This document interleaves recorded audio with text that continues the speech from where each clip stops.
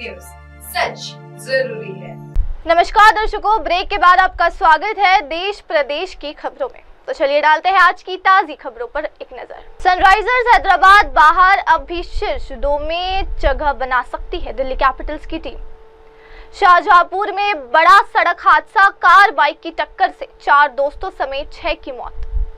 परिवारों में मचा कोहराम, जाति जनगणना को लेकर खरगे का पीएम मोदी को पत्र। अब चलिए डालते हैं नजर सारी खबरों पर विस्तार से। सनराइजर्स की टीम प्लेऑफ की दौड़ से बाहर हो चुकी है। वहीं दिल्ली की टीम के पास अब भी शीर्ष 2 में जगह बनाने का मौका है।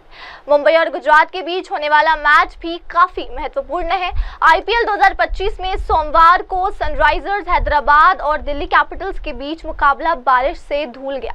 इस मैच से पहले तक सनराइजर्स के प्लेऑफ में पहुंचने की उम्मीदें एक धागे से लटकी हुई थी। टीम को बाकी बचे 4 मैचों में जीत हासिल करनी ही थी, लेकिन सोमवार को बारिश ने पूरा खेल बिगाड़ दिया। अच्छी गेंदबाजी कर दिल्ली को कम स्कोर पर रोकने के बाद सनराइजर्स की टीम उम्मीद कर रही थी कि वो जल्द मैच खत्म करे, लेकिन ऐसा नहीं हो पाया। बारिश के कारण दूसरी पारी का खेल नहीं हो सका और दोनों टीमों को एक एक अंक बांटने पड़े। इसी के साथ सनराइजर्स की टीम प्लेऑफ की दौड़ से बाहर हो गई। वहीं दिल्ली की टीम के पास अभी शीर्ष 2 में जगह बनाने का मौका है। सोमवार को टीम की खराब बल्लेबाजी को बारिश ने बचा लिया और एक महत्वपूर्ण अंक उन्हें मिला। इस नतीजे के साथ अब लखनऊ सुपर जायंट्स के लिए मुश्किलें खड़ी हो चुकी है। उन्हें बाकी बचे तीनों मैचों में जीत दर्ज करनी ही होगी। एक भी हार उन्हें प्लेऑफ की रेस से बाहर कर सकती है, क्योंकि अब 14 अंक क्वालिफिकेशन के लिए काफी नहीं होंगे। 6 टीमों के पास 16 या उससे ऊपर अंक अर्जित करने का मौका है। अब आगे बढ़ते हैं हमारी अगली खबर के साथ। शाहजहांपुर के मदनापुर थाना क्षेत्र में इको कार और बाइक की आमने सामने टक्कर होने से 6 लोगों की मौत हो गई। हादसे में बाइक पर सवार 4 युवकों की मौत हुई है। ये चारों दोस्त बताए गए हैं। वहीं इको कार में सवार 2 लोगों की जान चली गई। हादसा सोमवार रात करीब 11 बजे हुआ। हादसे की खबर मिलते ही मृतकों के परिवारों में कोहराम मच चुका है। जानकारी के मुताबिक मदनापुर थाना क्षेत्र में कबिलपुर गांव के सामने पेट्रोल पंप में थोड़ा पहले सोमवार की रात करीब 11 बजे बरेली की ओर जा रही बाइक और मदनापुर की ओर से इको कार आमने सामने टकरा गई। टक्कर इतनी भीषण थी कि बाइक में आग लग गई। कार बुरी तरह क्षतिग्रस्त हो चुकी है। जानकारी के मुताबिक मदनापुर थाना क्षेत्र में कबिलपुर गांव के सामने पेट्रोल पंप से थोड़ा पहले सोमवार की रात करीब 11 बजे बरेली की ओर जा रही बाइक और मदनापुर की ओर इको कार आमने सामने टकरा गई।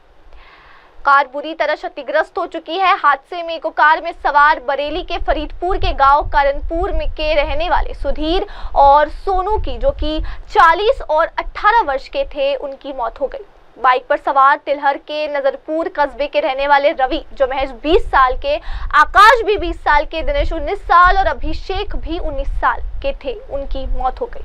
ये सभी शादी समारोह से लौट रहे थे। अब आगे बढ़ते हैं हमारी अगली खबर के साथ। कांग्रेस अध्यक्ष मल्लिकार्जुन खड़गे ने प्रधानमंत्री नरेंद्र मोदी को एक बार फिर पत्र लिखा। पत्र में जाति जनगणना के लिए तेलंगाना मॉडल को अपनाने, आरक्षण के लिए 50% की सीमा हटाने और निजी शिक्षण संस्थानों में एससी, एसटी, ओबीसी के लिए आरक्षण प्रदान करने वाले अनुच्छेद 15 को तुरंत लागू करने का आग्रह किया गया। पत्र में खड़गे ने प्रधानमंत्री से जाति जनगणना के मुद्दे पर जल्द ही सभी राजनीतिक दलों से बातचीत करने का भी आह्वान किया।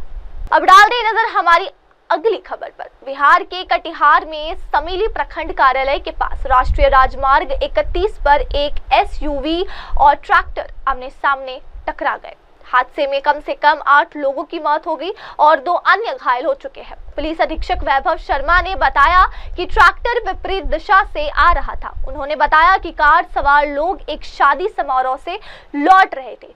सोमवार और मंगलवार की दरमियानी रात समेली प्रखंड कार्यालय के पास हुई दुर्घटना में मारे गए लोगों की पहचान के प्रयास जारी है। पुलिस ने बताया कि घटनास्थल पर तत्काल पहुंचे राहत और बचाव दल ने पीड़ितों को नजदीकी सरकारी अस्पताल पहुंचाया है।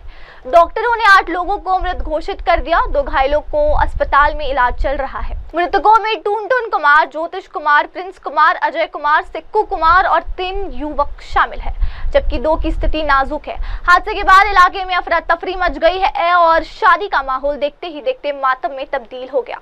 फिलहाल पुलिस मौके पर पहुंचकर मामले की जांच में जुटी हुई है। अब बढ़ते हैं हमारी अगली खबर के साथ। पश्चिमपुरी स्थित संस्कृति अपार्टमेंट में चौथी मंजिल की बालकनी से गिरकर युवती की मौत हुई।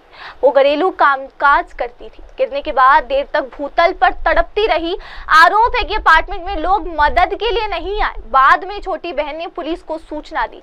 एसएन मेडिकल कॉलेज पहुंचने से पहले युवती ने दम तोड़ दिया। परिजन ने हत्या का आरोप लगाया है। पुलिस मामले की जांच कर रही है। गिरने के बाद देर तक भूतल पर तड़पती रही। आरोप है कि अपार्टमेंट के लोग मदद के लिए नहीं आए। बाद में छोटी बहन ने पुलिस को सूचना दी। एसएन मेडिकल कॉलेज पहुंचने से पहले युवती ने दम तोड़ दिया। परिजन ने हत्या का आरोप लगाया है। पुलिस मामले की जांच कर रही है। पूनम गुंजन के फ्लैट में काम करती थी, जबकि शिवानी दूसरे फ्लैट में काम करती थी।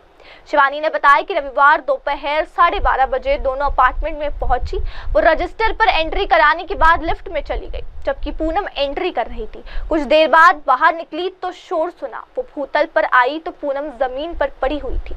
उसने खुद पुलिस को कॉल किया। पुलिस एम्बुलेंस की मदद से एसएन मेडिकल कॉलेज लेकर पहुंची, मगर तब तक पूनम ने दम तोड़ दिया था। शिवानी का आरोप है कि पूनम के साथ लिफ्ट में कोई घटना हुई है। इसके बाद ही वो छत से फेंकी गई है। पूनम के पिता वीरू का कहना है कि बेटी आत्मघाती कदम नहीं उठा सकती। घर में ऐसी कोई बात नहीं हुई थी। उसके साथ अनहोनी हुई है। बेटी जहां काम करती थी वहां से छोड़ना चाहती थी, लेकिन मालकिन ने 1 महीने और काम करने के लिए कहा था। बोला था कि अगर काम छोड़ेगी तो 1 महीने का पैसा नहीं दूंगी। इस कारण वो काम पर जा रही थी। एसपी हरिपर्वत विनायक भोसले का कहना है कि जांच की जा रही है। एक युवक पर आरोप लगाया गया है। अब डालते हैं नजर हमारी अगली खबर पर। संजय राउत ने कहा कि हमें तो 1971 के युद्ध का अनुभव है। युद्ध के बाद की स्थिति के लिए अभी से तैयारी करनी होगी। आतंकी हमले के बाद केंद्र सरकार ने देश भर में 7 मई को मॉक ड्रिल करने के निर्देश दिए। इस पर उद्धव गुट के सांसद संजय राउत की प्रतिक्रिया आई है। मॉक ड्रिल तो होते रहते हैं, जिससे देश को युद्ध की स्थिति पैदा होती है। हमें तो 1971 के युद्ध का अनुभव है। बाद में कारगिल का अनुभव है। कारगिल का युद्ध एक जगह पर हो गया था, लेकिन अगर पूरा देश युद्ध का सामना कर रहा है तो इस प्रकार का मॉक ड्रिल सरकार करना चाहती है तो ठीक है। संजय राउत ने कहा, मॉक ड्रिल क्या होता है? कल पूरा एक दिन ब्लैकआउट हो जाएगा, सायरन बजेंगे और कुछ होगे, यातायात रुक जाएगी। ये हमने 1971 में देखा था। उस वक्त को संवाद के साधन नहीं थे, लेकिन अब तो लोगों को बता सकते हैं कि क्या करना है और क्या नहीं करना है, जैसा आपने कोरोना के समय किया था। कोरोना युद्ध था। शिवसेना यूबीटी सांसद ने आगे कहा कि युद्ध के बाद की स्थिति के लिए अभी से तैयारी करनी होगी। पीएम नरेंद्र मोदी को सभी को साथ लेना होगा। मॉक ड्रिल नहीं, अगर आप युद्ध करना चाहते हैं तो सबको साथ लेकर चलिए। देश युद्ध की स्थिति में है। देश की संकट की स्थिति में हम राजनीति नहीं करेंगे। देश में 10 साल में जो अराजकता पैदा हुई है उसके लिए गृह मंत्री जिम्मेदार है। अब बढ़ते हैं आगे हमारी अगली खबर के साथ। भारत सरकार के गृह मंत्रालय ने सभी राज्यों और केंद्र शासित प्रदेशों को 7 मई को मॉक ड्रिल करने के निर्देश दिए हैं। पहलगाम में हुए हमले के बाद भारत और पाकिस्तान के बीच लगातार बढ़ रहे तनाव के बीच इसे काफी अहम माना जा रहा है। बीबीसी के पास गृह मंत्रालय के general fire service, civil defence and home guard और सिविल डिफेंस महानिदेशालय की ओर से 5 मई को भेजी गई निर्देश की कॉपी मौजूद है। ये निर्देश सभी राज्यों और केंद्र शासित प्रदेशों के मुख्य सचिव को भेजा गया है। इसमें सरकार ने देश भर के 244 सूचीबद्ध सिविल डिफेंस जिलों में सिविल डिफेंस का अभ्यास और रिहर्सल करने के निर्देश दिए। सिविल डिफेंस के कानूनों के मुताबिक गृह मंत्रालय के पास राज्यों को इस तरह के मॉक ड्रिल के लिए निर्देश देने का अधिकार होता है।